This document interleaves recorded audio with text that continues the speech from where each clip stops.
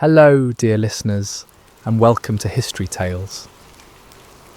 Before we begin our journey through the mists of time to ancient Japan, I'd love to connect with you, wherever you are in this vast world of ours. How has your day been treating you? Perhaps you're settling in for the evening as darkness falls, or maybe you're greeting the morning sun with a cup of coffee in hand. Whatever time finds you listening to these words, know that you're part of a global community of history enthusiasts spanning every continent and time zone. Are you listening from the bustling streets of New York, where skyscrapers pierce the clouds? Maybe you're in a quiet countryside cottage in England, or perhaps you're tuning in from Tokyo itself, where the very events we're about to explore first unfolded. Wherever you call home, you're about to embark on a journey that transcends both time and geography. If this voyage through history speaks to your soul, please consider subscribing to History Tales. Your support helps us continue bringing these immersive historical narratives to listeners around the world, preserving and sharing the remarkable stories that have shaped our human experience. Now let us begin our odyssey into the land of the rising sun. Introduction: The Islands in the Mist. Picture, if you will, the first light of dawn breaking across an endless expanse of ocean. Wisps of morning mist drift like ghostly fingers across the surface of the sea, parting slowly to reveal the shadowy outlines of mysterious islands. These are the Japanese archipelago, a chain of volcanic peaks that rise from the depths of the Pacific like ancient sleeping dragons, their slopes clothed in emerald forests that have witnessed the passage of millennia. Here, in this realm where sea meets sky and mountain meets cloud, one of the world's most extraordinary civilizations would unfold across the centuries. Japan's story is unique among nations, shaped profoundly by the very geography that cradles it. 4 main islands and thousands of smaller ones stretch across nearly 1,500 miles of ocean, creating a natural fortress protected by treacherous currents and unpredictable seas. The mountainous terrain that dominates these islands, with peaks that scrape the heavens and valleys, hidden in perpetual shadow, has fostered countless isolated communities, each developing its own customs and dialects. Yet the sea that separates Japan from the Asian mainland has served as both barrier and bridge, bringing waves of cultural influence while preserving the island's distinct identity. This is the eternal paradox of Japan, a land simultaneously isolated and influenced, traditional and transformative. Throughout its ancient history, Japan would repeatedly open its doors to foreign ideas, absorb them, transform them, and make them uniquely Japanese. From the misty prehistory of hunter-gatherers to the elegant courts of imperial Kyoto, from the first crude pottery to the sublime poetry of court ladies, Japan's ancient story is one of continuous becoming, a nation discovering itself through the delicate balance between preserving its essence and embracing change.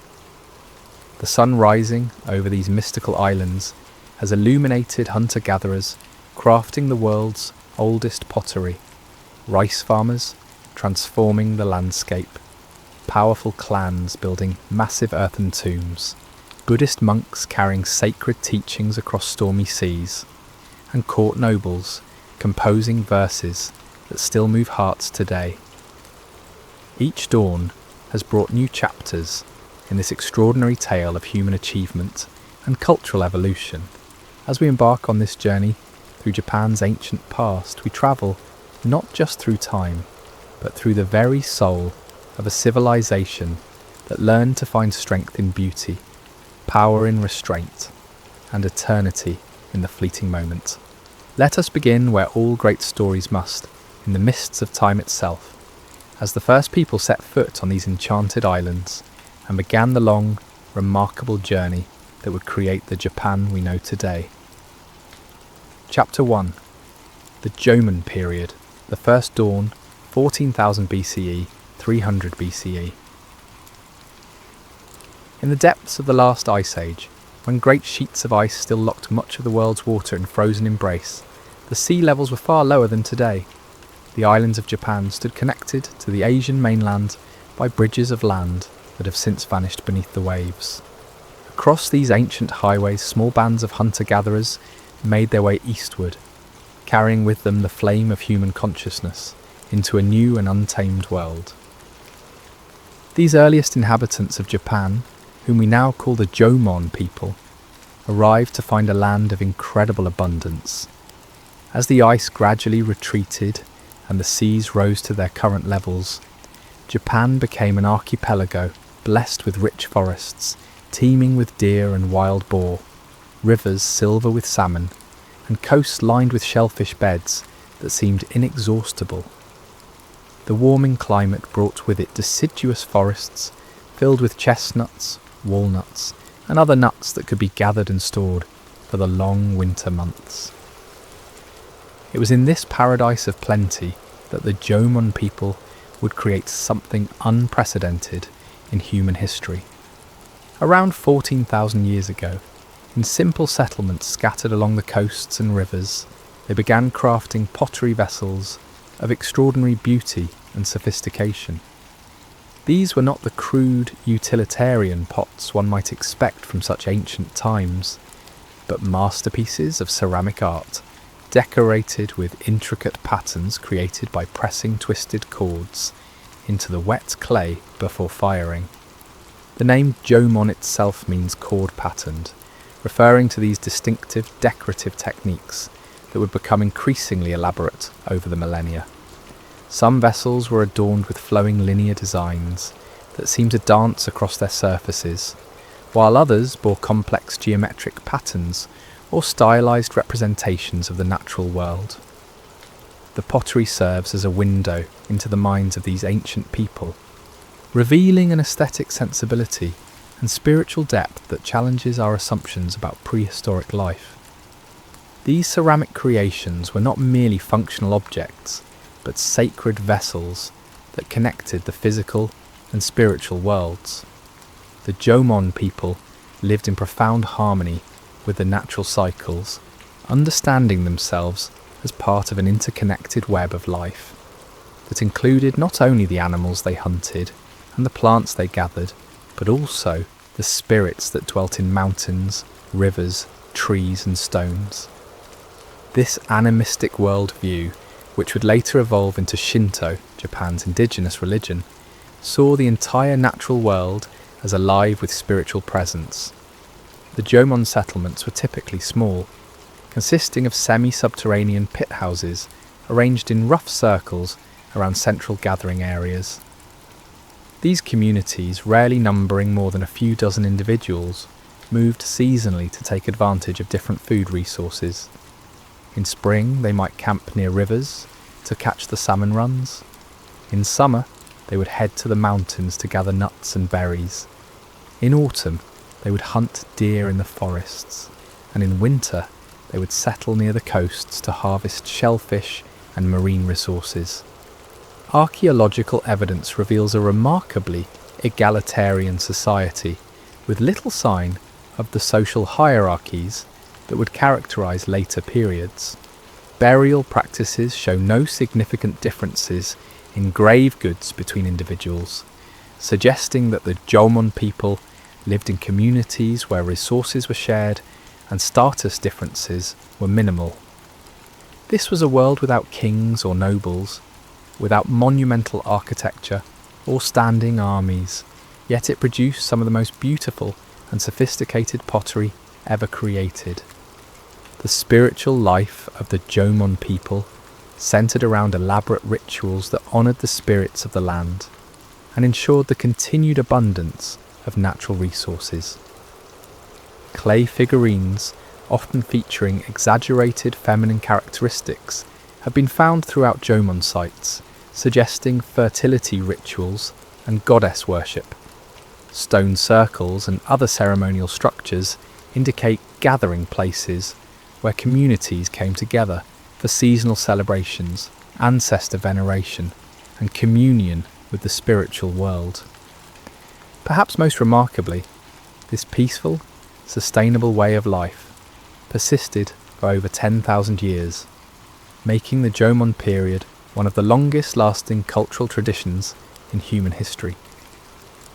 Generation after generation lived in essential harmony with their environment, developing increasingly sophisticated technologies for hunting, fishing, and food processing while maintaining their core values of equality and spiritual connection to nature.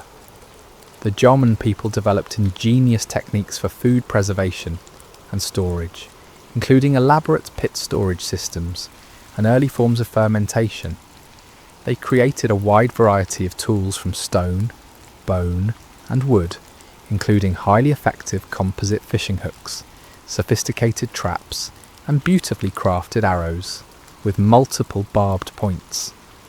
Their understanding of seasonal cycles and natural resources was so complete that they could support relatively stable populations without agriculture, a remarkable achievement in human history. As the millennia passed, regional variations began to emerge within Jōmon culture, with different areas developing distinctive pottery styles and local customs. The people of the north created vessels with flame-like projections that seemed to flicker within a fire, while those in the south preferred more geometric patterns.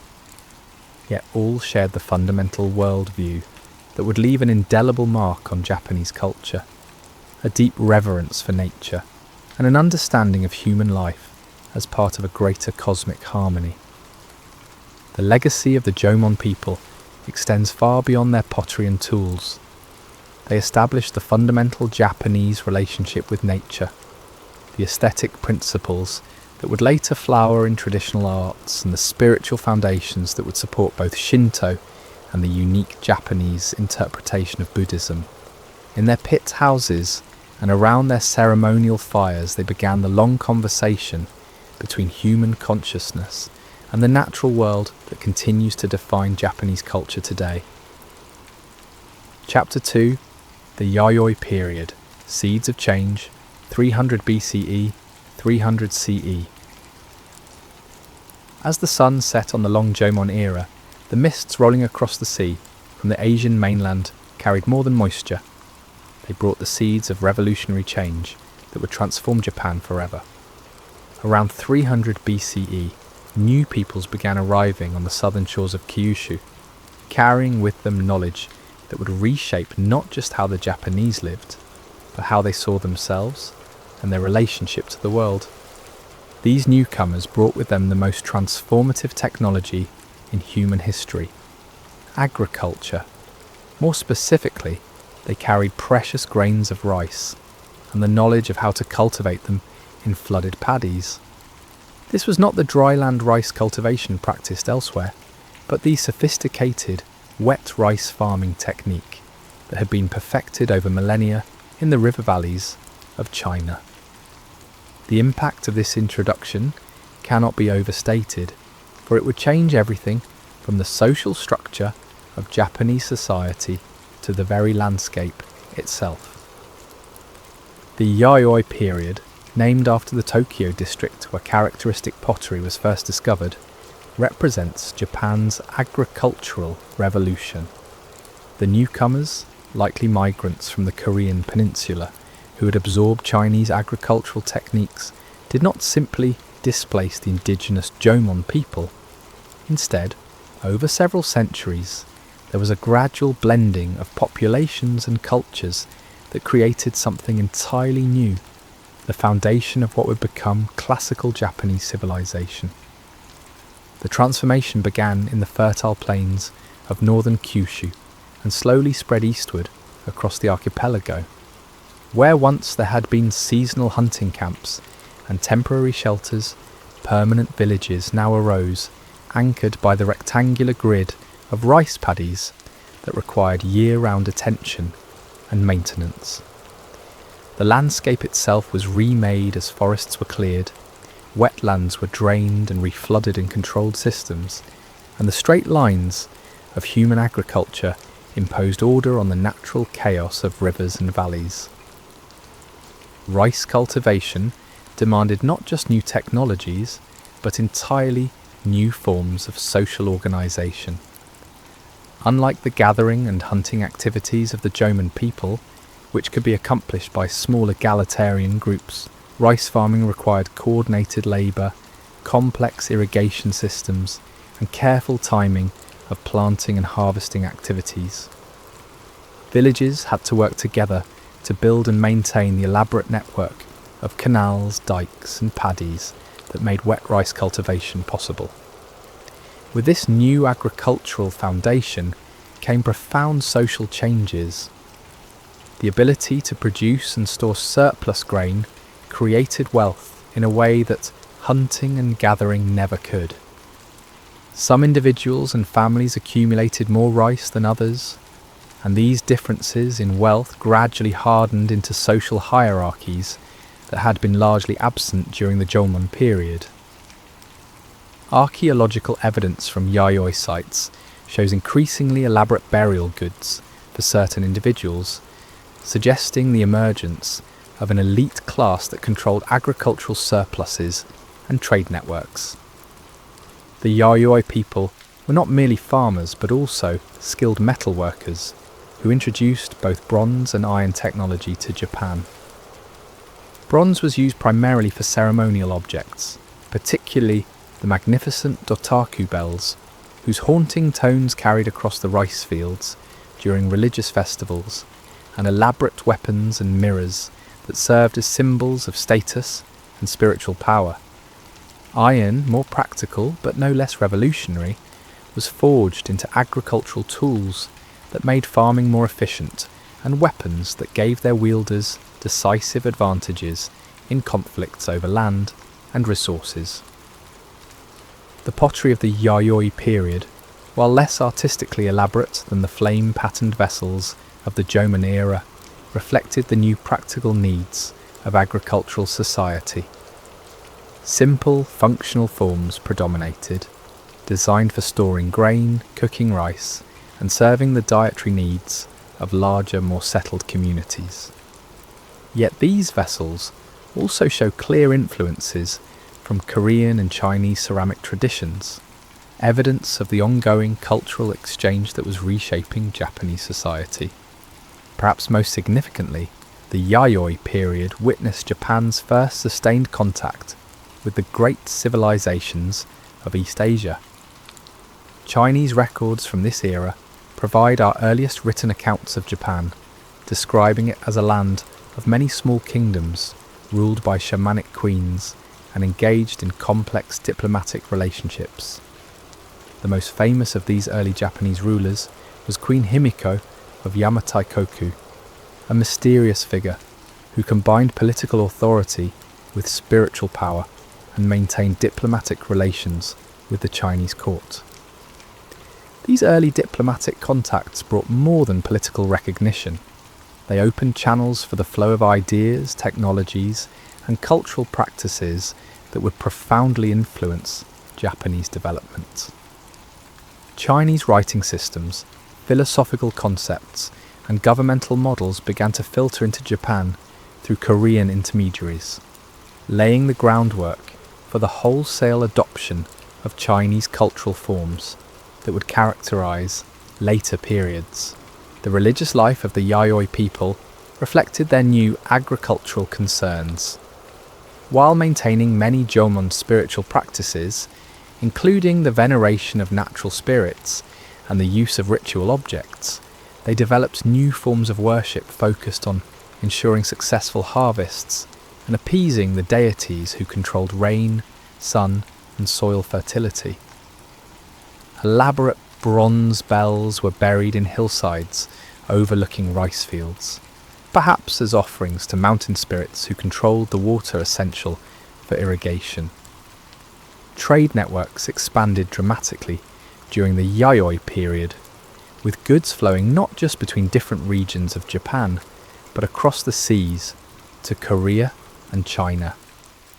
Japanese amber, obsidian, and crafted goods were exchanged for Chinese silk, Korean metalwork, and exotic materials that spoke of an increasingly interconnected world. These trade relationships required new forms of social organisation, including merchant classes and diplomatic protocols that would become increasingly important in later centuries.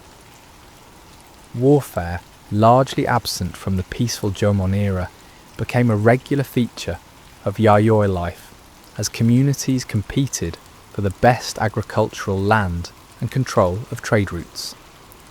Moated villages with wooden palisades began to appear, and weapons became both more sophisticated and more common. Archaeological evidence suggests that conflicts were not merely local squabbles, but organised campaigns involving hundreds of warriors and sophisticated military tactics. The technological innovations of the Yayoi period extended beyond agriculture and metallurgy to include advances in weaving, woodworking, and construction.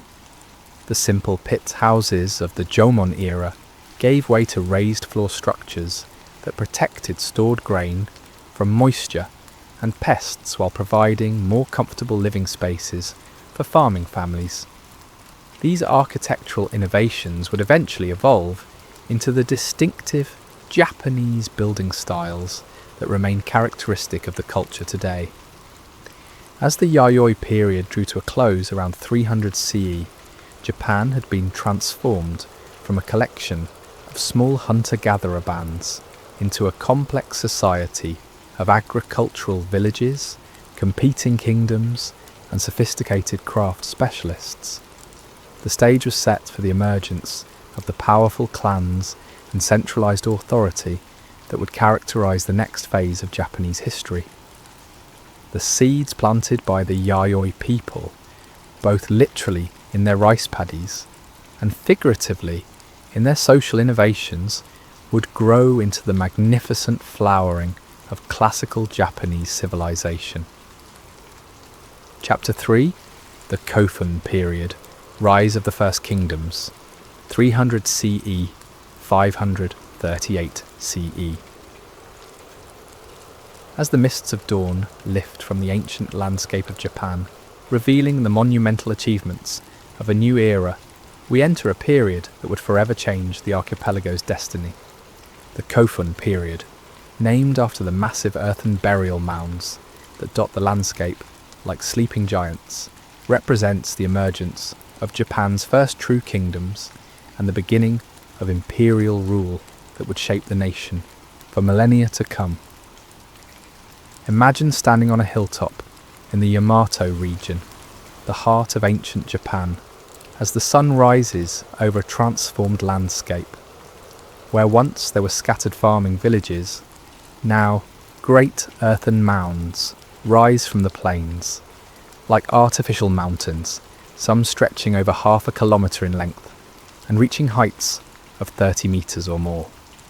These are the Kofun, the keyhole-shaped burial tombs of the most powerful rulers in Japanese history to that point, monuments to ambition and authority that required the coordinated labour of thousands of workers. The largest of these magnificent structures, the tomb of Emperor Nintoku in present-day Osaka, rivals the Great Pyramids of Egypt in its scale and ambition. Surrounded by 3 moats and covering an area larger than many modern cities, this tomb speaks to a level of political authority and resource control that would have been unimaginable during the egalitarian Yayoi period.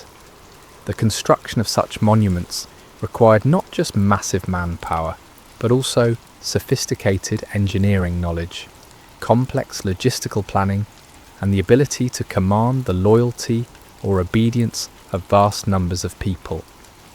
The rise of these powerful rulers did not happen overnight, but was the result of gradual processes that had been building throughout the later Yayoi period. As agricultural productivity increased and populations grew, successful leaders began to accumulate not just wealth, but followers, extended kinship groups that formed the basis of the great clans that would dominate Japanese politics for centuries. The most successful of these clans, the Yamato, established their power base in the fertile plains of central Japan and gradually extended their influence across much of the archipelago. The Yamato rulers were not mere warlords, but sophisticated political leaders who understood the importance of both military might and spiritual authority. They claimed descent from the sun goddess Amaterasu, the most powerful deity in the emerging Shinto pantheon, and presented themselves as divine intermediaries whose rule was sanctioned by the gods themselves. This fusion of political and religious authority would become a defining characteristic of Japanese imperial ideology, persisting in various forms right up to the modern era.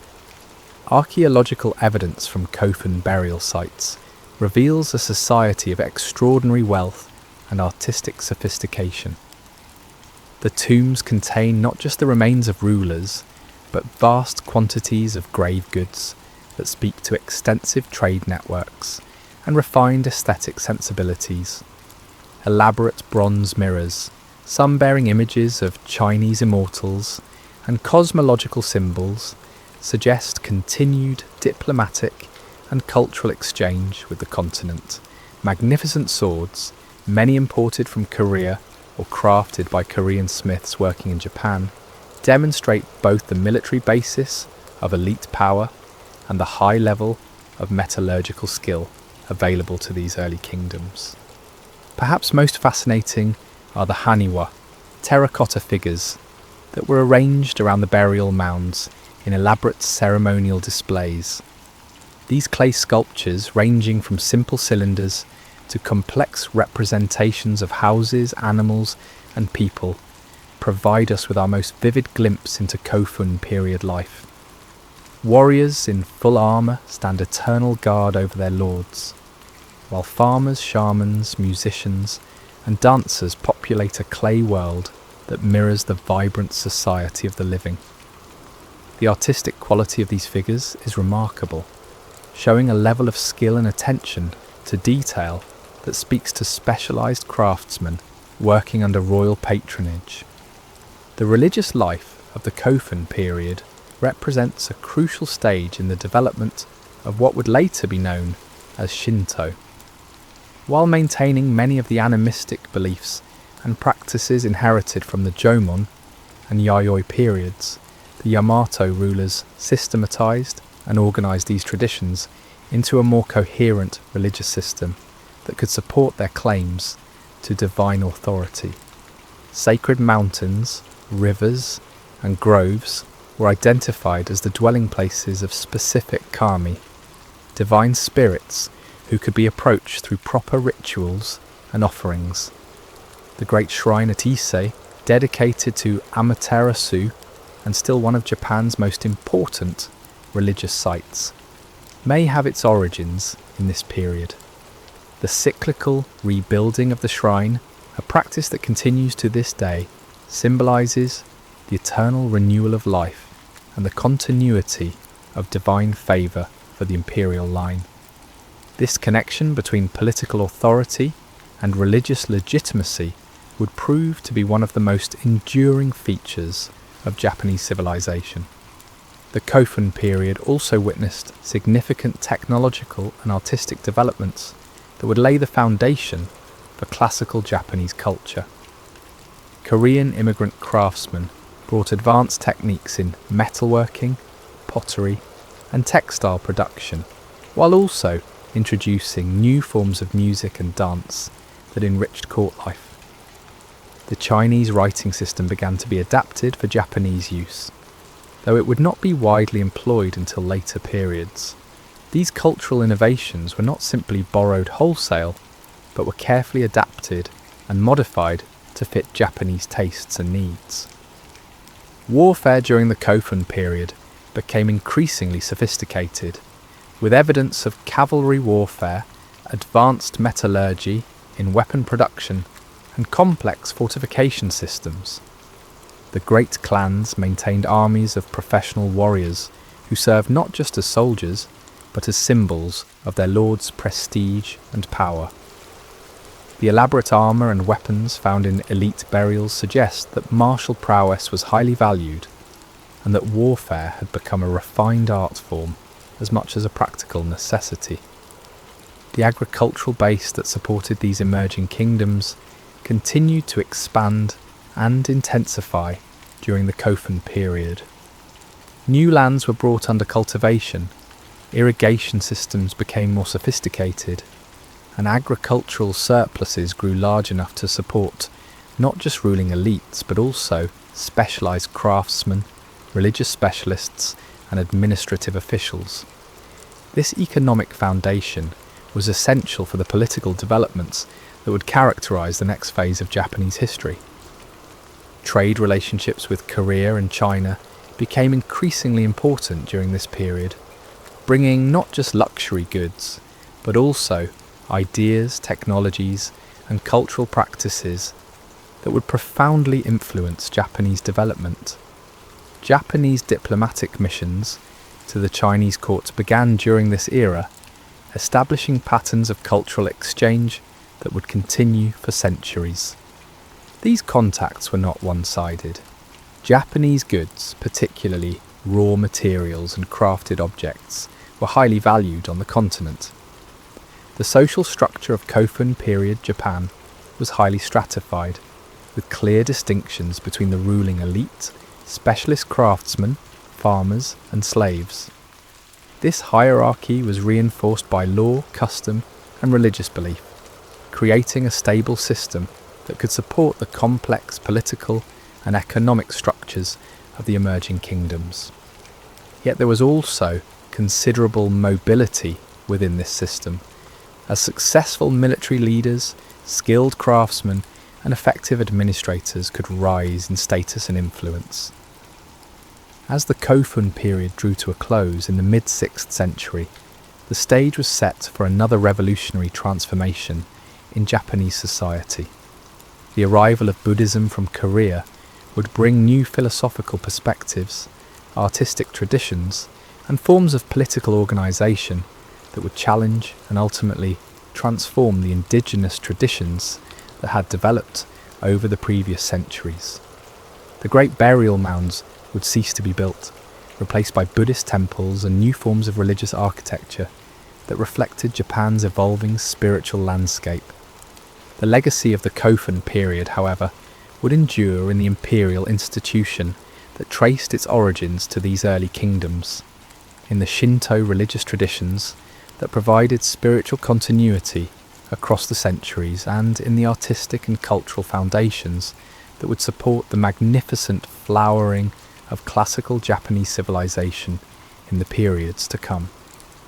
The sleeping giants of earth and stone that dot the Japanese landscape remain as silent witnesses to this crucial transformation from tribal society to imperial state, monuments to the vision and ambition of Japan's first great rulers. Chapter 4.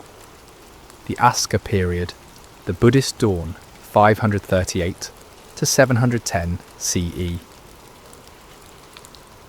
In the year 538 CE, as cherry blossoms bloomed across the valleys of Yamato, a small delegation of Korean monks crossed the treacherous waters between the peninsula and the Japanese archipelago, carrying with them gifts that would transform Japan more profoundly than any military conquest.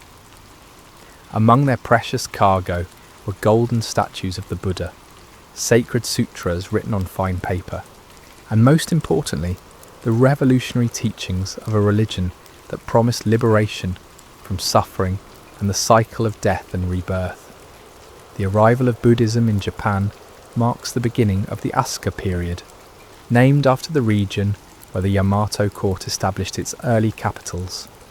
This era would witness one of the most remarkable cultural transformations in world history, as Japan absorbed, adapted, and ultimately made uniquely its own sophisticated, religious and philosophical system that had already spread across much of Asia.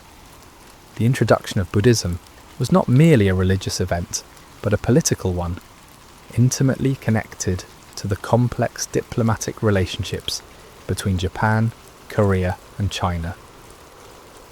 the Korean kingdom of Baekje, facing pressure from its rivals and seeking Japanese military support, offered Buddhist teachings as a diplomatic gift to cement their alliance. The Yamato rulers, always alert to sources of political and spiritual authority that could strengthen their position, recognized the potential power of this new religion. Yet the arrival of Buddhism created a profound crisis at the Japanese court. The established Shinto priesthood and conservative clan leaders saw the foreign religion as a threat to the ancestral traditions that had legitimized their power for centuries. How could the descendants of the sun goddess embrace teachings that originated in distant India and had been filtered through Chinese and Korean interpretations? The court split into factions, with some embracing the new faith while others violently opposed it. The resolution of this religious and political crisis came through the genius of Prince Shotoku, one of the most remarkable figures in Japanese history. Serving as regent for Empress Suiko in the early 7th century, Prince Shotoku understood that Japan's future lay not in rejecting foreign influences, but in synthesizing them with indigenous traditions to create something uniquely Japanese. His approach to Buddhism was both practical and profound, seeing in the new religion not a replacement for Shinto, but a complementary system that could coexist with and enrich Japan's spiritual landscape. Prince Shotoku's most enduring contribution was the Constitution of 17 Articles, promulgated in 604 CE, which represents one of the world's earliest attempts to establish moral and ethical principles for government. This remarkable document did not create laws in the modern sense, but rather articulated ideals for how rulers and subjects should behave. Heavily influenced by Buddhist concepts of compassion and moral cultivation, as well as Confucian ideas about social harmony and proper relationships, the Constitution established principles that would guide Japanese political thought for centuries. The articles spoke of the importance of harmony in society, the moral obligations of rulers to care for their subjects, and the need for officials to be guided by wisdom and virtue rather than personal interest. Perhaps most significantly, the Constitution represented an early attempt to create a centralized government based on Chinese models, while adapting these concepts to Japanese circumstances and values. This synthesis of foreign ideas with indigenous practices would become a defining characteristic of Japanese civilization. Under Prince Shotoku's guidance, Buddhism began to flourish in Japan, but it was a distinctly Japanese form of Buddhism that emerged. Rather than simply replacing Shinto beliefs, Buddhist concepts were integrated with indigenous spiritual practices in ways that enriched both traditions.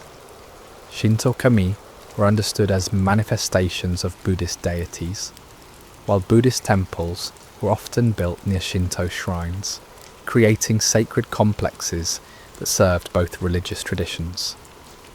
The artistic flowering that accompanied the spread of Buddhism during the Asuka period was extraordinary. Korean and Chinese craftsmen, along with Japanese students who had studied abroad, created masterpieces of religious art that rank among the finest achievements of East Asian Buddhism. The Horyuji temple complex, much of which still stands today, represents the pinnacle of Asuka period architecture and sculpture. Its graceful wooden buildings, with their flowing roof lines and perfect proportions, established aesthetic principles that would influence Japanese architecture for centuries. The Buddhist sculptures of the Asuka period, with their serene expressions and elegant drapery, represent a synthesis of Indian spiritual ideals, Chinese artistic techniques, and Japanese aesthetic sensibilities. The famous statue of the Kannon Bodhisattva at Horyuji, carved from a single piece of camphor wood and finished with gold leaf, exemplifies this synthesis. The figure's compassionate expression and graceful posture speak to Buddhist ideals of mercy and wisdom, while the technical mastery of the carving reflects the high level of artistic skill that flourished under court patronage. The spread of Buddhism also revolutionized Japanese intellectual life. The religion brought with it not just spiritual teachings, but also advanced systems of scholarship, philosophy, and education. Buddhist monasteries became centres of learning where monks studied not only religious texts, but also literature, history, medicine, and the natural sciences. The Chinese writing system, essential for studying Buddhist sutras, became more widely used and adapted for Japanese needs. This intellectual revolution had profound implications for Japanese society. For the first time, significant numbers of Japanese could read and write, opening up new possibilities for record keeping, communication, and cultural preservation. Chinese historical and literary works became available to Japanese readers, introducing them to sophisticated philosophical concepts and artistic models that would inspire centuries of creative achievement. The political impact of Buddhism was equally significant. The new religion provided the Yamato rulers with additional sources of legitimacy and authority as they presented themselves as protectors and patrons of the Dharma. Buddhist ceremonies and festivals became important expressions of imperial power, while the construction of grand temples demonstrated both piety and wealth. The intricate relationships between temple hierarchies and court politics created new networks of influence and patronage that complemented and sometimes competed with traditional clan-based power structures. The Asuka period also witnessed significant advances in governmental organisation and administration. Influenced by Chinese bureaucratic models, the Yamato court began to develop more systematic approaches to taxation, law enforcement, and territorial administration. The traditional system of rule through kinship networks and personal loyalty gradually gave way to more institutionalized forms of governance, though this transformation would not be completed until later periods.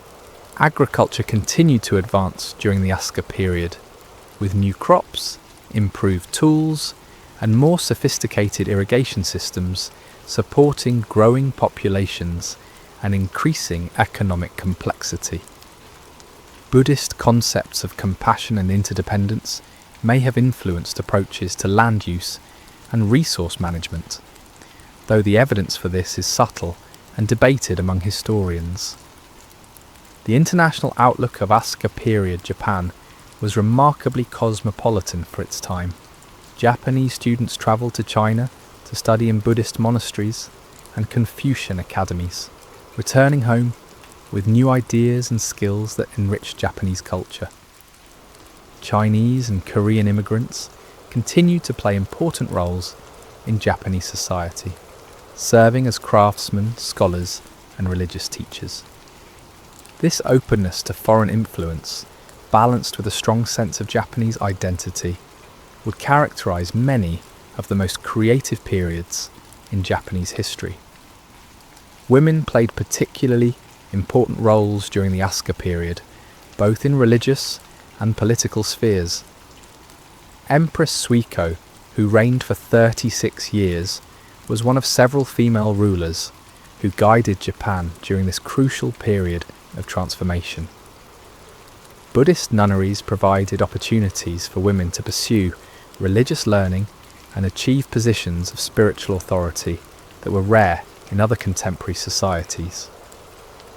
The integration of Buddhist and Shinto traditions may have been facilitated by the important roles that female shamans and priestesses had traditionally played in Japanese religion.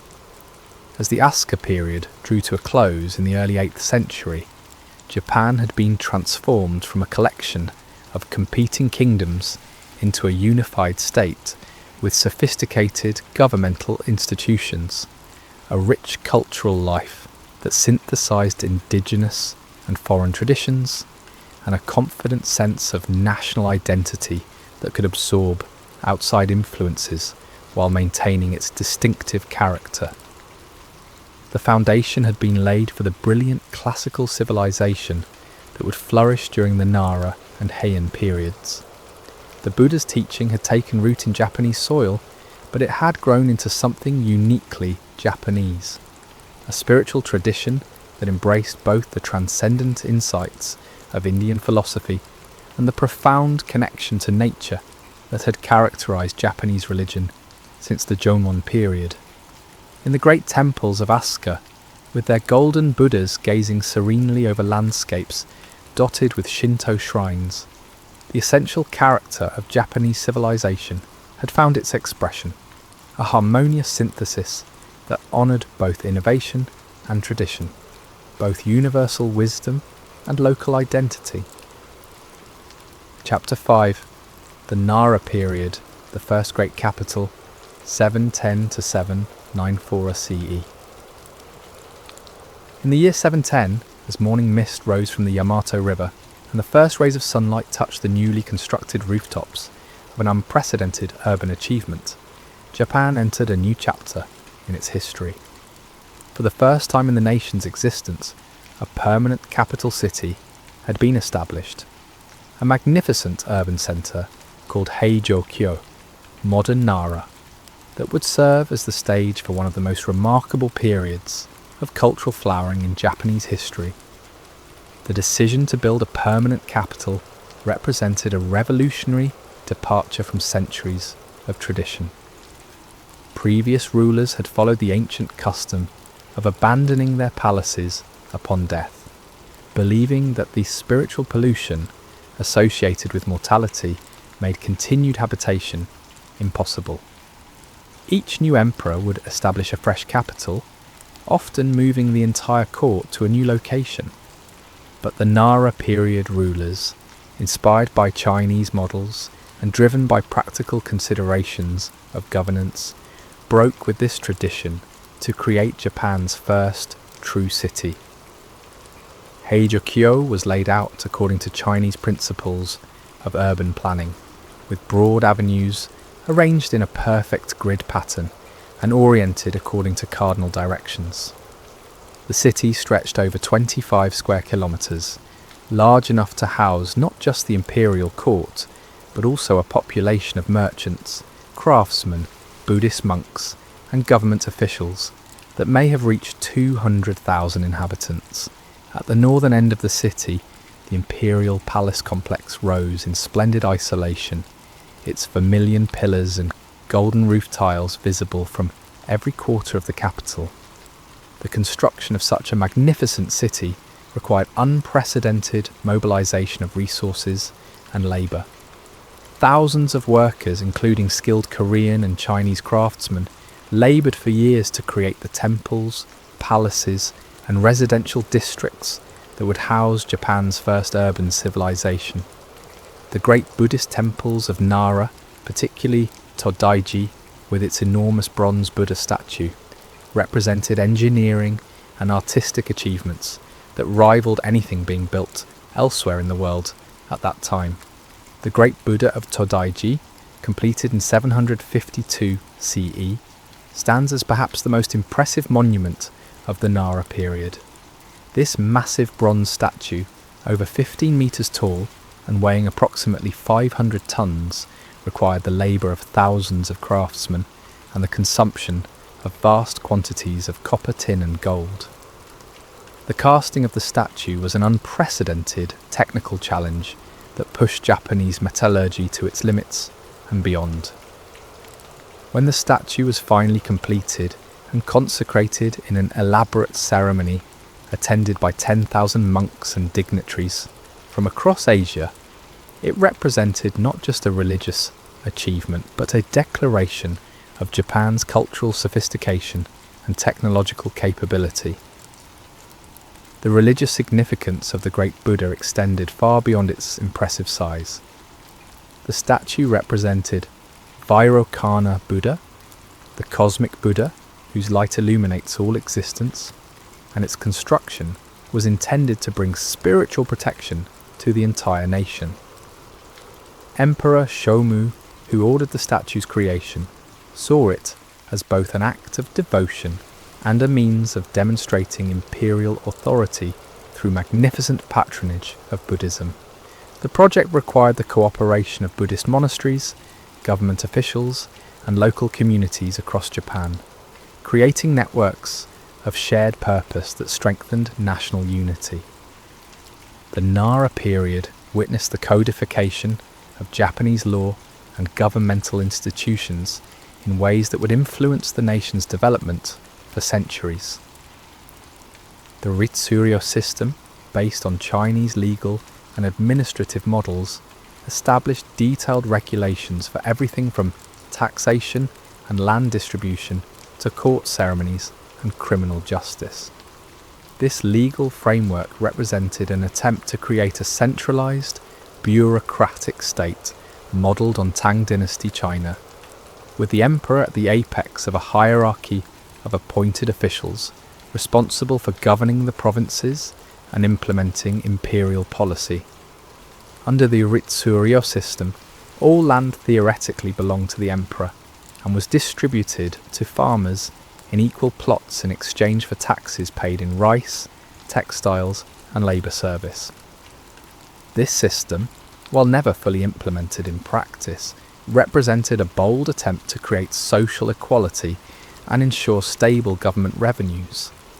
The reality was more complex, as powerful families found ways to accumulate large estates and exempt themselves from taxation, but the ideal of imperial ownership of the land remained an important principle in Japanese political thought. The intellectual and cultural flowering of the Nara period was extraordinary.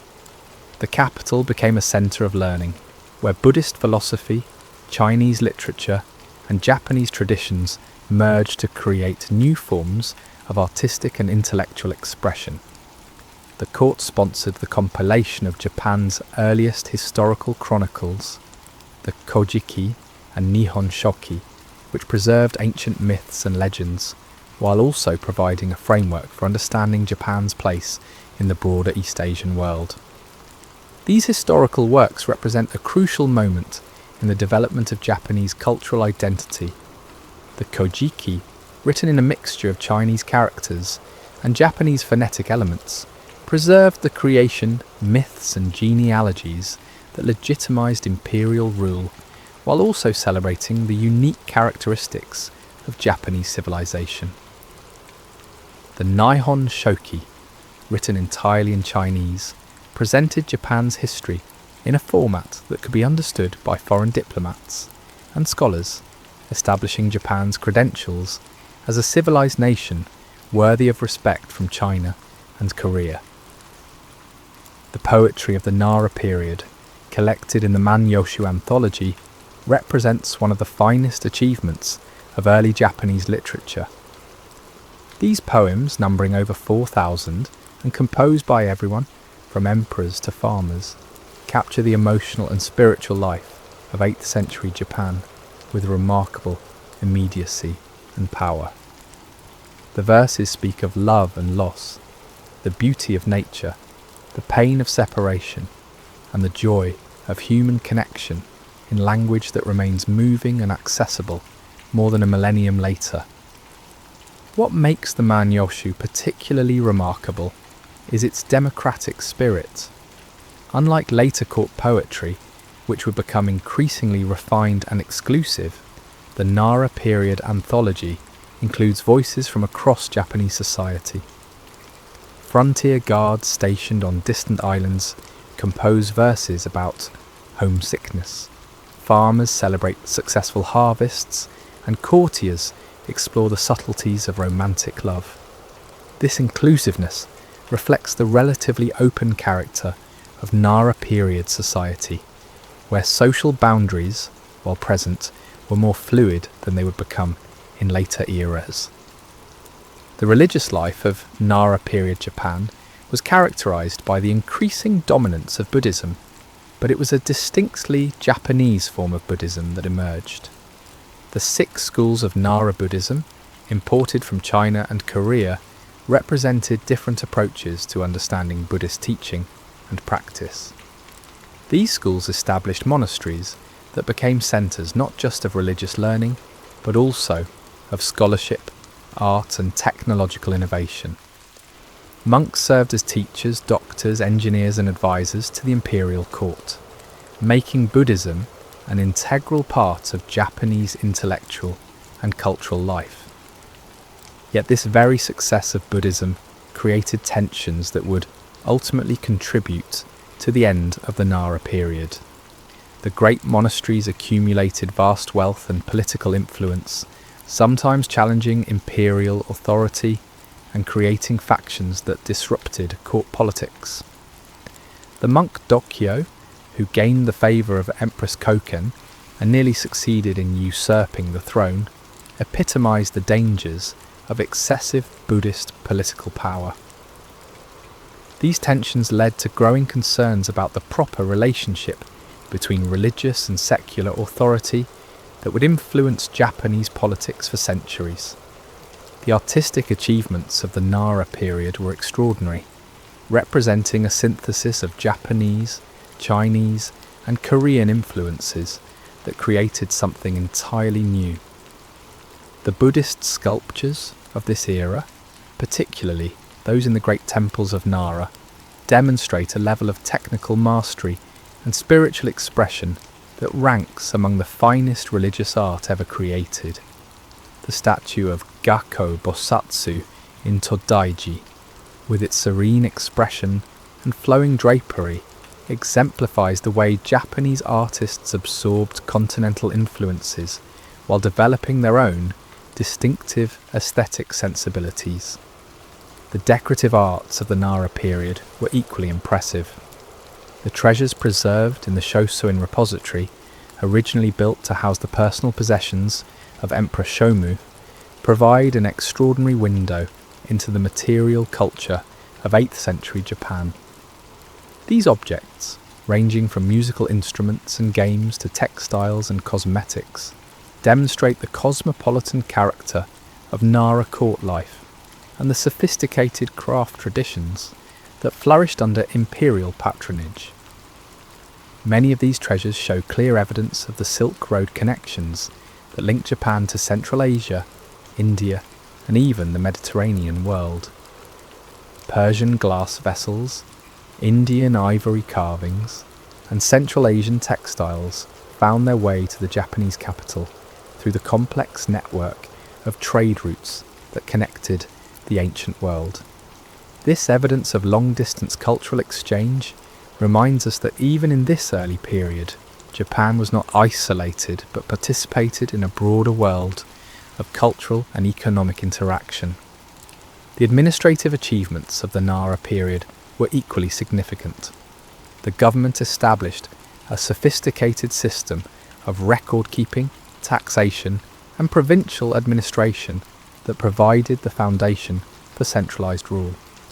The census registers, tax records, and legal documents that survive from this period demonstrate the effectiveness of Chinese administrative models when adapted to Japanese conditions. The creation of a professional bureaucracy recruited through examinations and merit rather than birth alone represented a significant step toward more rational and effective governance. Education flourished during the Nara period, with schools established not just for the nobility but also for the children of middle-ranking officials and wealthy farmers. These educational institutions, often associated with Buddhist monasteries, taught not only reading and writing but also mathematics, medicine, astronomy and engineering. The literacy that developed during this period was essential for the more sophisticated forms of cultural expression that would characterise later eras. The economic foundation of Nara period prosperity rested on continuing agricultural expansion and increasingly sophisticated craft production. New lands were brought under cultivation through extensive irrigation projects, while technological innovations improved productivity and quality in everything from metallurgy to textile production. The capital itself became a major centre of craft production, with specialised quarters devoted to different types of manufacturing and trade. International relations during the Nara period were extensive and generally peaceful. Japanese diplomatic missions to Tang China continued regularly, bringing back not just material goods, but also ideas, technologies, and cultural practices that enriched Japanese civilization. These embassies, which could involve hundreds of participants and take months to complete, represented major investments in cultural exchange that paid dividends in terms of technological and artistic advancement. The role of women in Nara period society was complex and varied. Several empresses ruled during this era, including the remarkable Empress Komyo, who was not only a political leader, but also a patron of the arts and a devout Buddhist who established hospitals and charitable institutions. Women at court participated in the literary and cultural life of the capital, composing poetry and engaging in the sophisticated social interactions that characterized aristocratic society. Yet the Nara period also saw the beginning of changes that would eventually restrict women's roles in Japanese society. The influence of Chinese Confucian ideas about gender hierarchy, combined with Buddhist concepts about women's spiritual limitations, gradually undermined the relatively egalitarian gender relationships that had characterized earlier periods. These changes would become more pronounced in later eras, but their origins can be traced to the cultural transformations of the Nara period. The military aspects of Nara period life were less prominent than in earlier or later eras, reflecting the relative internal peace and external security that Japan enjoyed during this time. The frontier wars against the Emishi peoples in northern Honshu continued, gradually extending Japanese control over the entire main island, but these conflicts did not seriously threaten the stability of the central government. The professional warrior class that would later dominate Japanese society was still in its early stages of development during the Nara period. Trade and commerce expanded significantly during the Nara period, supported by improved transportation networks and standardized currency systems. The capital became a major market center where goods from across Japan and beyond could be bought and sold. Merchant families began to accumulate wealth and influence, though they remained subordinate to the aristocratic and religious elites who dominated Nara society.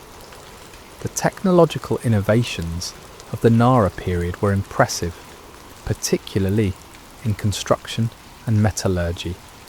The techniques developed for building the great temples and casting the massive bronze statues pushed Japanese engineering capabilities to new levels. These achievements were not just isolated successes, but part of a broader technological advancement that would support Japan's continued cultural and economic development.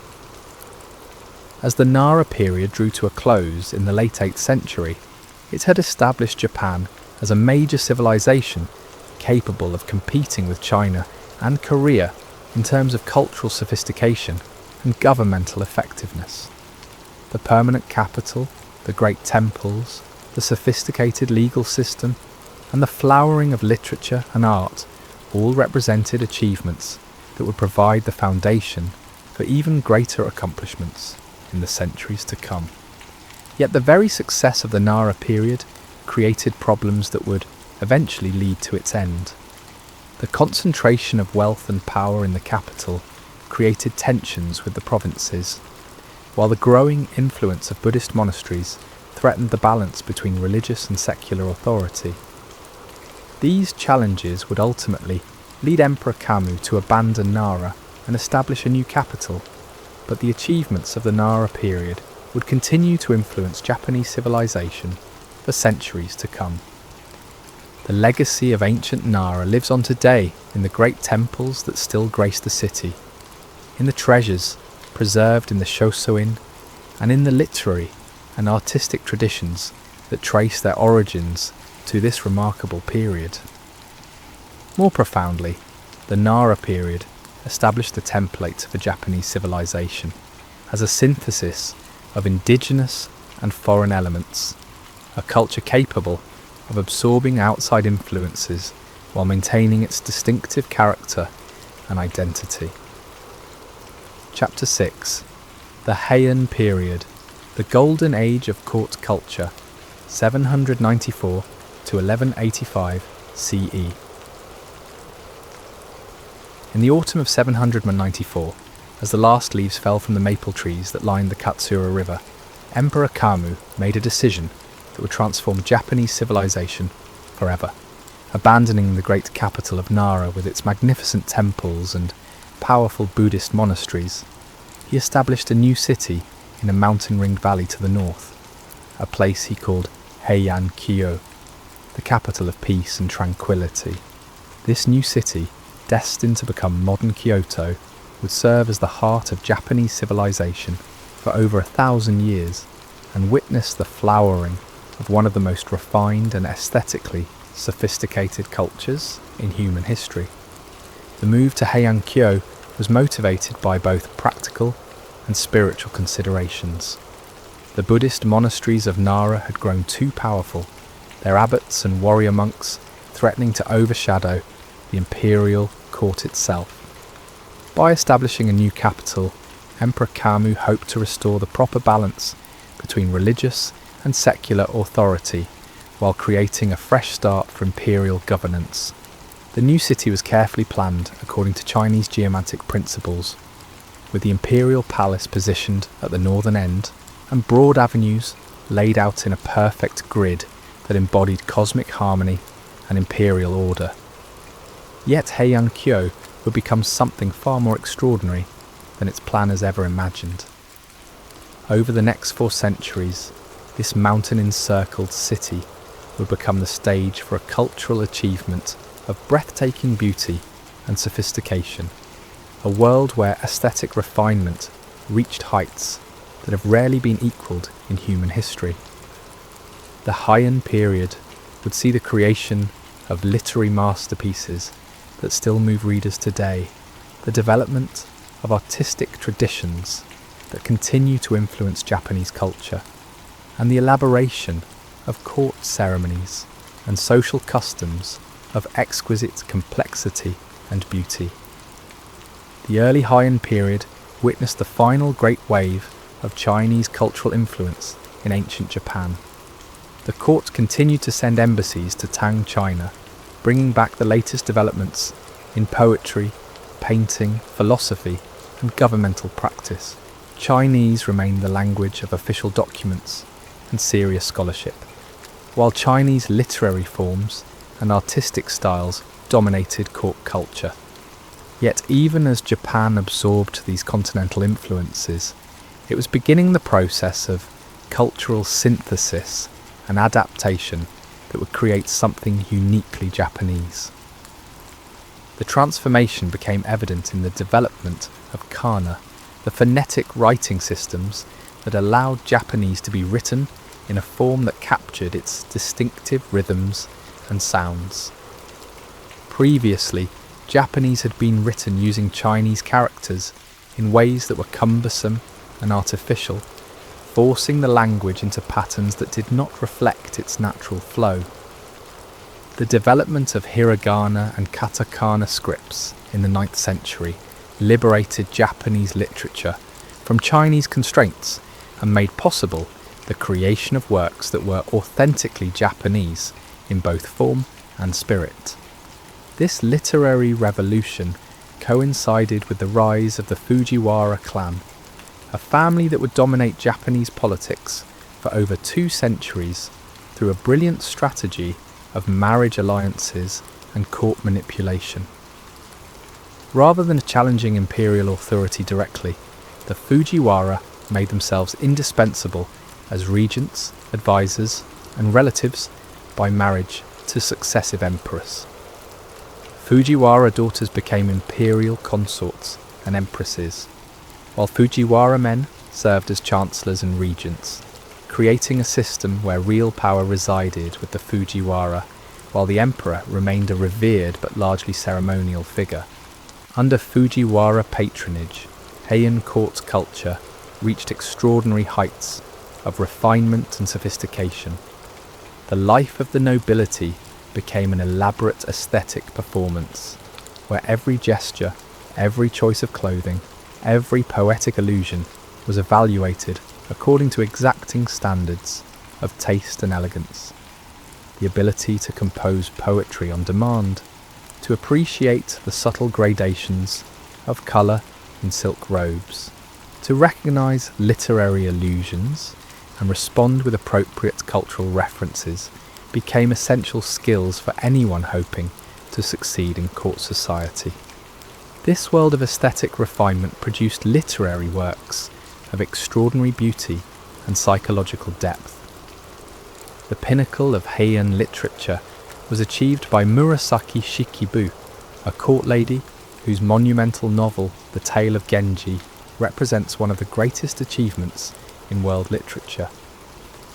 Written in the early 11th century, this vast work follows the romantic adventures and spiritual development of Prince Genji through a world of exquisite beauty and emotional complexity that captures the essence of Heian court culture. The Tale of Genji is remarkable not just for its literary artistry, but also for its psychological realism and its profound understanding of human nature.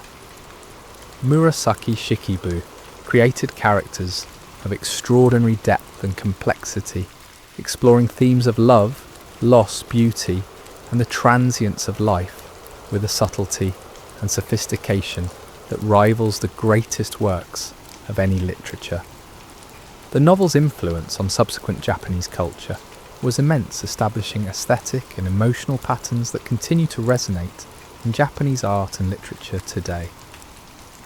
Murasaki Shikibu was not alone in her literary achievements. The Heian period produced a remarkable group of women writers whose works rank among the finest in Japanese literature.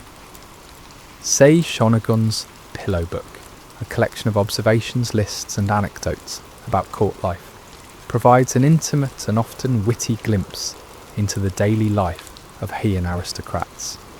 Her keen eye for detail and her ability to find beauty and humour in everyday experiences make her work both a valuable historical document and a literary masterpiece. The prominence of women in Heian literature reflects the unique position they held in this aristocratic society. While men were expected to write in Chinese and to focus on serious governmental and philosophical matters, women were free to write in Japanese and to explore the emotional and aesthetic dimensions of human experience. This division of literary labour, while reflecting gender hierarchies, also created opportunities for women to develop distinctively Japanese forms of literary expression. The religious life of the Heian period was characterized by the continued influence of Buddhism, but it was a Buddhism that had become thoroughly Japanese in character. The Tendai and Shingon schools, established on the sacred mountains of Hiei and Koya respectively, developed forms of Buddhist practice that incorporated Shinto elements and emphasized the possibility of achieving enlightenment in this world rather than through countless rebirths. These schools attracted imperial patronage and produced monks who were not only religious teachers, but also scholars, artists, and political advisors. Shinto, far from disappearing under Buddhist influence, experienced a renaissance during the Heian period as court ceremonies and seasonal festivals became increasingly elaborate and aesthetically refined. The great shrines at Ise, Kasuga, and other sacred sites became centres of artistic patronage, where the finest craftsmen created objects of extraordinary beauty for use in religious rituals. The integration of Buddhist and Shinto elements in these ceremonies reflected the synthetic character of Heian culture, which found ways to harmonise different traditions rather than allowing them to compete. The artistic achievements of the Heian period were extraordinary, particularly in painting and decorative arts. The development of Yamato, a distinctively Japanese style of painting that depicted native landscapes and literary themes, marked a crucial step in the creation of indigenous artistic traditions. These paintings, often executed on sliding screens and scrolls, captured the subtle beauty of Japanese nature and the refined world of court life with a delicacy and elegance that perfectly matched the aesthetic sensibilities of the age. The decorative arts of the Heian period achieved levels of refinement that have rarely been equalled. Lacquerware decorated with gold and silver designs, textiles woven with patterns of incredible complexity, and metalwork of extraordinary sophistication all testified to the high level of craft skill that flourished under aristocratic patronage. These objects were not merely functional, but were expressions of aesthetic philosophy, embodying principles of beauty that pervaded all aspects of Heian culture. The architecture of the Heian period, exemplified by the imperial palace and the great aristocratic mansions, reflected the Japanese preference for harmony with nature and seasonal change. Buildings were designed to open onto carefully arranged gardens, where every tree, stone and stream was positioned to create scenes of natural beauty that changed with the seasons. The interplay between interior and exterior spaces, between artificial and natural elements, created environments that were both aesthetically pleasing and spiritually meaningful. Music and dance reached new heights of sophistication during the Heian period, with court ceremonies featuring elaborate performances that combined native Japanese traditions with continental influences. The development of gagaku, the classical court music tradition, created a repertoire of extraordinary beauty and complexity that continues to be performed today. These musical traditions were not merely entertainment, but were understood as expressions of cosmic harmony and social order. The daily life of Heian aristocrats was governed by elaborate protocols and customs that reflected the period's obsession with aesthetic refinement. The choice of clothing, the arrangement of living spaces, the conduct of social relationships, and even the timing of activities were all subject to complex rules that emphasized beauty, appropriateness, and cultural sophistication. This attention to aesthetic detail created a way of life that was extraordinarily beautiful, but also increasingly removed from the practical concerns of governance and economic management. The economic foundation of Heian court culture rested on the shogun system of private estates that gradually replaced the centralized land distribution system of the Nara period. Powerful families, including the Fujiwara, accumulated vast holdings that were exempt from taxation and provided the wealth necessary to support the elaborate lifestyle of the court nobility.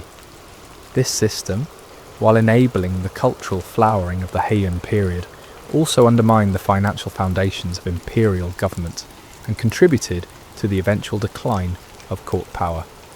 As the Heian period progressed, the gap between the refined world of the court and the harsh realities of provincial life grew ever wider.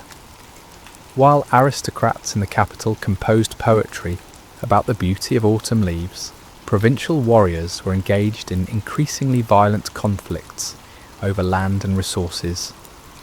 The imperial government gradually lost the ability to maintain order in the provinces, as local strongmen established their own power bases and began to challenge central authority. The warrior class that emerged during the late Heian period was very different from the cultured courtiers who had dominated earlier eras. These bushi, or samurai, valued martial prowess, personal loyalty, and practical effectiveness over aesthetic refinement and cultural sophistication. Their rise to prominence would eventually transform Japanese society, but during the Heian period, they remained largely outside the charmed circle of court culture. The decline of Fujiwara power began in the late 11th century, as emperors found ways to escape the control of their regents and assert more direct authority. The system of cloistered government, where retired emperors wielded real power while their successors reigned ceremonially, represented an attempt to restore imperial initiative within the framework of established court culture. Yet these reforms could not address the fundamental problems of military weakness and financial instability that plagued the imperial government.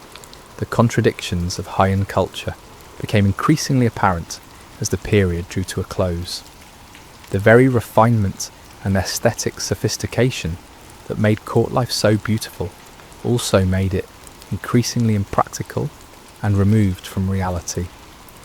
The aristocrats who could compose exquisite poetry and appreciate the subtle gradations of colour in silk robes were often incapable of dealing with the practical challenges of governance and military affairs that confronted their society. Yet the legacy of the Heian period would prove to be extraordinarily durable. The aesthetic principles developed at the Heian court, the literary traditions established by writers like Murasaki Shikibu and Seisho Nagon, and the religious and philosophical syntheses achieved during this era would continue to influence Japanese culture for centuries to come. Even as political power shifted to the warrior class, the cultural patterns established during the Heian period remained influential, providing a foundation of aesthetic sophistication and cultural refinement that would distinguish Japanese civilization throughout its subsequent history. The tale of Genji continued to be read and reinterpreted by successive generations, its exploration of beauty, love, and loss speaking to fundamental human experiences that transcend historical periods. The court ceremonies and seasonal festivals developed during the Heian period continued to be celebrated, preserving cultural traditions that linked later generations to their classical past. The artistic techniques and aesthetic principles pioneered during this era became the foundation for later developments in painting, literature, and decorative arts. Most profoundly, the Heian period established the Japanese understanding of mono no aware, the poignant awareness of the transience of all things that would become central to Japanese aesthetic and spiritual sensibility. This concept, embodied in the falling cherry blossoms that appear throughout Heian literature, captured the bittersweet recognition that beauty and life itself are fleeting, and that this very transience makes them more precious and moving. Chapter 7. The fall of ancient Japan's classical era, late 1100s.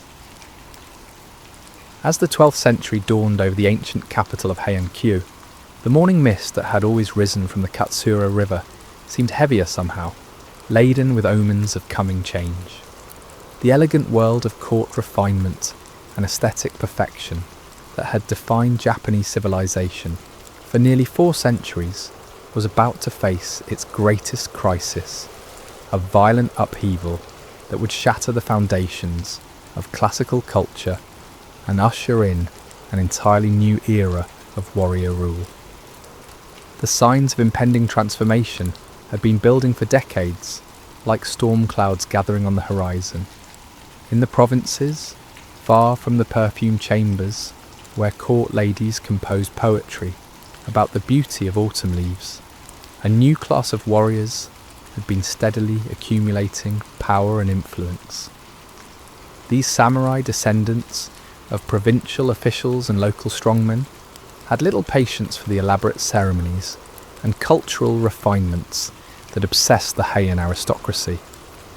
They valued martial prowess over poetic skill, practical effectiveness over aesthetic sensitivity, and personal loyalty over cultural sophistication.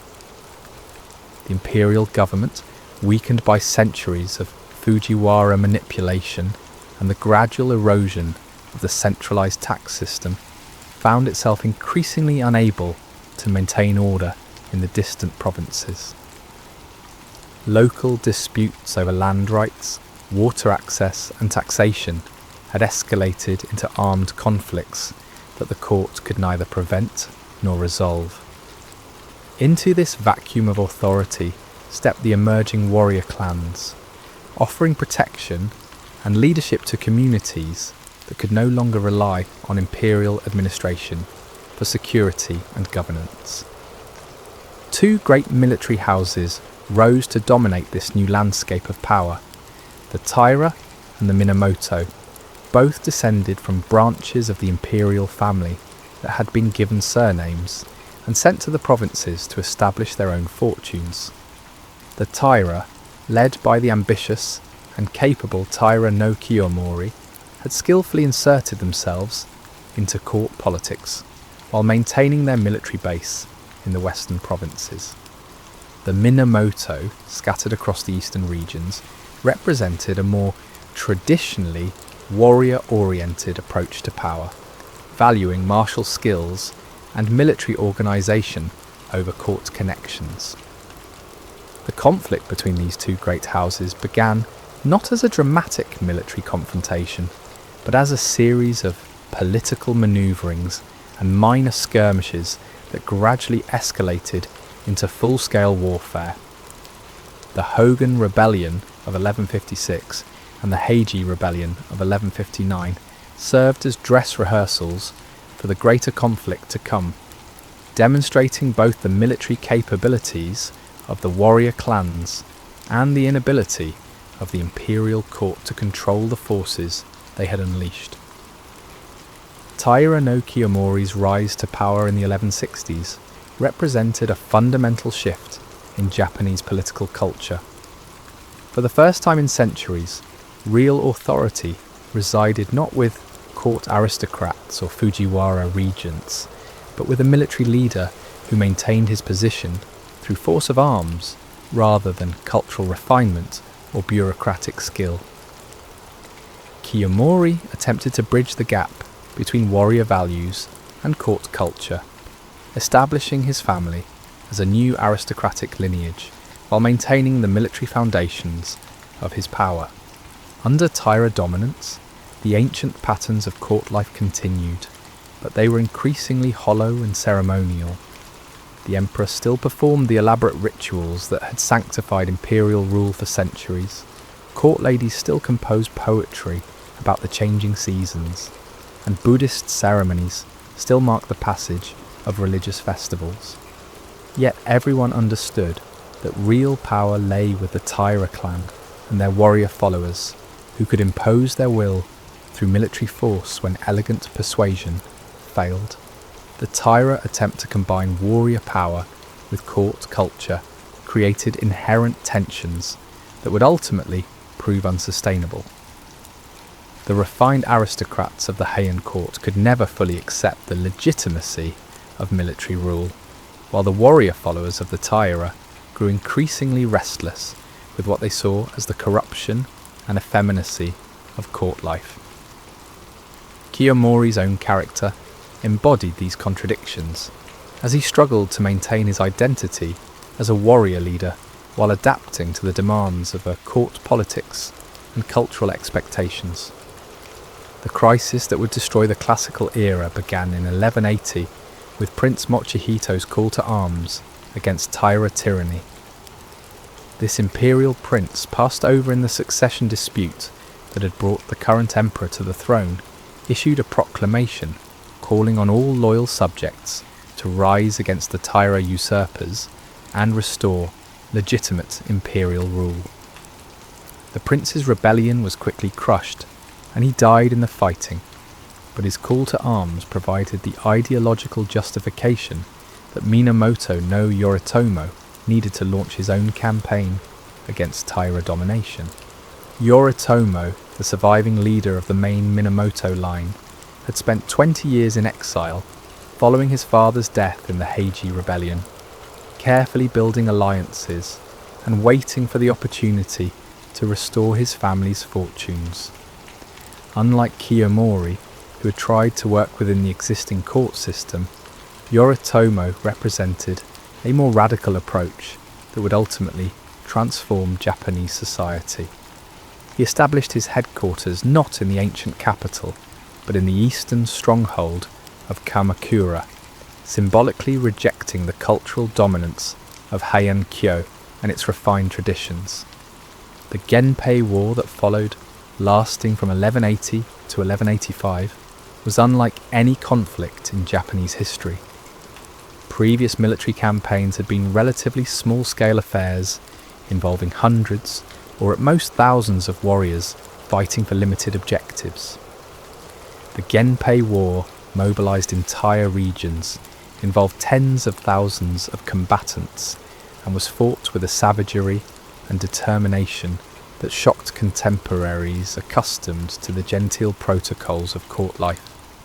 The early phases of the war favoured the Taira, who controlled the capital and the imperial court, while commanding superior resources and more experienced military leadership. Taira forces won several significant victories, and for a time it seemed that Kiyomori's strategy of combining military power with court legitimacy might prevail. Yet the Taira advantages were offset by the growing effectiveness of Minamoto organisation and the charismatic leadership of Yoritomo's younger brother, Minamoto no Yoshitsune, whose tactical brilliance and personal courage made him a legendary figure even during his lifetime. The tide of war turned decisively with the Minamoto victory at the Battle of Ichi-no-Tani in 1284, where Yoshitsune's audacious cavalry charge down a supposedly impassable cliff scattered the Taira forces and shattered their military prestige. This stunning tactical achievement was followed by a series of Minamoto victories that drove the Taira from the capital and forced them to seek refuge in their western strongholds. The refined court culture that had flourished for 4 centuries was trampled underfoot by mounted warriors who cared nothing for poetry or aesthetic refinement. The final act of the classical era played out at the Battle of Dan-no-Ura in 1185, where the Taira fleet faced the Minamoto navy in the narrow straits between Honshu and Kyushu. This climactic engagement was both a military confrontation and a cultural watershed, as the Taira leadership, including the child emperor Antoku, chose death over surrender, drowning themselves in the waters that had carried their ancestors to power and glory. The battle marked not just the end of Taira dominance, but the death of the classical ideal that political authority could be maintained through cultural refinement and aesthetic sophistication. The aftermath of the Genpei War revealed the complete transformation of Japanese society. Yoritomo established the Kamakura shogunate, a military government that relegated the imperial court to ceremonial functions while concentrating real power in the hands of warrior leaders. The elaborate cultural life of the Heian court continued in attenuated form, but it was now a mere shadow of its former glory, dependent on the tolerance and financial support of military rulers who had little interest in aesthetic refinement or literary achievement. The fall of classical Japan was not merely a political event, but a cultural catastrophe that destroyed a way of life that had taken centuries to develop. The court aristocrats who had created the masterpieces of Heian literature and art found themselves marginalised and impoverished, their aesthetic sensibilities irrelevant in a world dominated by military concerns. Many noble families disappeared entirely, while others survived only by adapting to the new warrior culture or withdrawing into religious life. Yet the destruction was not complete, and the cultural achievements of the classical era would continue to influence Japanese civilization in profound ways. The literary traditions established by writers like Murasaki Shikibu and Sei Shonagon became part of the cultural inheritance that educated Japanese would study and emulate for centuries to come. The aesthetic principles developed at the Heian court would re-emerge in new forms during later periods of cultural flowering, while the religious and philosophical syntheses achieved during the classical era would continue to shape Japanese spiritual life. The warrior culture that replaced classical court civilization was not simply barbaric or anti-cultural, but represented a different set of values and priorities that would prove equally capable of supporting sophisticated cultural achievements. The samurai would develop their own forms of artistic expression, their own codes of honour and behaviour, and their own understanding of the relationship between political power and cultural authority. Yet they would always remain conscious of the classical heritage they had displaced, and their culture would be shaped by both attraction to and rejection of the refined traditions of the Heian court. The psychological impact of the Genpei War on Japanese consciousness was profound and lasting. The violent end of the classical era created a sense of historical rupture that would influence Japanese culture for centuries, contributing to the Buddhist understanding of life's transience and the warrior appreciation for the tragic dimensions of human existence. The great literary works that emerged from this period, particularly the Heike Monogatari, captured the poignant awareness that all human achievements, no matter how beautiful or sophisticated, are ultimately subject to destruction and change. As the sun set on the classical era and rose on the age of warrior rule, Japan had been fundamentally transformed. The elegant world of court refinement had given way to a harsher reality, where survival depended on military prowess rather than cultural sophistication. Yet the cultural achievements of the classical era would not be forgotten, and their influence would continue to shape Japanese civilization as it entered its medieval phase under the rule of the warrior clans. Epilogue: Legacy of Ancient Japan. As the first rays of dawn break over the ancient city of Kyoto, illuminating temples that have stood for over a millennium, and gardens that still reflect the aesthetic principles of the Heian court, we can see how profoundly the achievements of ancient Japan continue to shape the nation today. The long journey from the misty prehistory of the Jōmon hunters to the elegant courts of classical Heian represents one of the most remarkable cultural transformations in human history, a continuous process of growth, adaptation, and synthesis that created a civilization of extraordinary depth and beauty. The legacy of ancient Japan lives on in countless ways, from the Shinto shrines where modern Japanese still pray to the kami spirits first venerated by their Jōmon ancestors, to the literary traditions that trace their origins to the masterpieces of Heian court culture. The aesthetic principles developed over these ancient centuries, the deep reverence for nature, the appreciation of seasonal change, the understanding of beauty as something both profound and fleeting, continue to influence everything from contemporary architecture to the way Japanese people arrange flowers or serve tea. The religious synthesis achieved during the ancient period, the harmonious blending of indigenous Shinto beliefs with imported Buddhist philosophy, remains a defining characteristic of Japanese spiritual life. The understanding that different religious traditions can coexist and enrich each other rather than competing for exclusive truth reflects the synthetic genius that has allowed Japanese culture to absorb outside influences while maintaining its distinctive identity. This capacity for creative synthesis, first demonstrated in ancient times, would continue to serve Japan well as it encountered new challenges and opportunities in later centuries. The political institutions established during the ancient period, particularly the imperial system that traces its origins to the Yamato rulers of the Kofun era, have shown remarkable persistence and adaptability. While the emperor's role has changed dramatically over the centuries, the institution itself has provided a sense of cultural continuity and national identity that has helped Japan navigate periods of radical transformation. The understanding of political authority as something that must be legitimized through cultural and spiritual means, rather than mere force, reflects insights first developed during the ancient period. The artistic traditions pioneered during ancient times continue to influence Japanese culture in profound ways.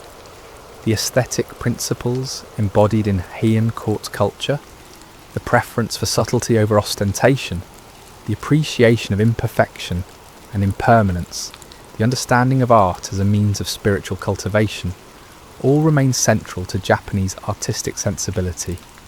The great temples and sculptures of the Nara period, the literary masterpieces of the Heian court, and the decorative arts traditions developed over the ancient centuries continue to inspire contemporary artists and craftsmen. Perhaps most importantly, ancient Japan established the cultural framework within which later Japanese civilization would develop. The warrior culture that emerged during the medieval period, while representing a dramatic departure from classical court traditions, was shaped by the cultural foundations laid during the ancient era. The samurai code of honor drew upon both Shinto concepts of purity and Buddhist ideas about duty and sacrifice, while the aesthetic sensibilities of the warrior class reflected their awareness of and attraction to the refined traditions of the Heian court. The technological and social innovations of the ancient period also had lasting impact. The agricultural techniques introduced during the Yayoi period provided the economic foundation for all subsequent Japanese development, while the governmental institutions pioneered during the Nara and Heian periods established patterns of administration and law that would influence Japanese society for centuries. The educational traditions begun in ancient times, the emphasis on cultural cultivation and aesthetic refinement, would continue to characterize Japanese approaches to learning and personal development. The international outlook developed during the ancient period, the ability to learn from foreign cultures while maintaining Japanese identity, would prove crucial to Japan's later success in adapting to global challenges. The pattern first established during the ancient era of selective borrowing and creative adaptation of outside influences would be repeated during Japan's encounters with Western civilization in the modern period. The confidence and cultural sophistication developed during the ancient centuries provided the foundation for Japan's remarkable achievements in the modern world. As we stand today in the gardens of a Kyoto temple, watching the morning sun illuminate cherry blossoms that will fall within days, we can feel the presence of those ancient ancestors who first understood the poignant beauty of transience and impermanence. Their aesthetic insights, spiritual understanding, and cultural achievements continue to enrich not only Japanese civilization, but the entire world, reminding us that human creativity and wisdom can create works of lasting beauty and meaning that transcend the limitations of any particular historical moment. The story of ancient Japan is ultimately a story about the human capacity for cultural creation and spiritual development. From the decorated pottery of Jōmon hunter-gatherers to the sublime poetry of Heian court ladies, from the massive Kofun burial mounds to the delicate architecture of Buddhist temples, ancient Japan demonstrates what human communities can achieve when they combine practical wisdom with aesthetic sensitivity, when they remain open to outside influences while honouring their own traditions, and when they understand culture not as mere ornamentation, but as a means of spiritual cultivation and human fulfillment. The sun that rises each morning over the Japanese archipelago illuminates a landscape where ancient and modern coexist in remarkable harmony, where traditions established over a millennium ago continue to provide meaning and guidance for contemporary life. In this continuing dialogue between past and present, in this ongoing conversation between tradition and innovation, we can see the enduring legacy of ancient Japan, a civilization that understood how to create beauty that transcends time and wisdom,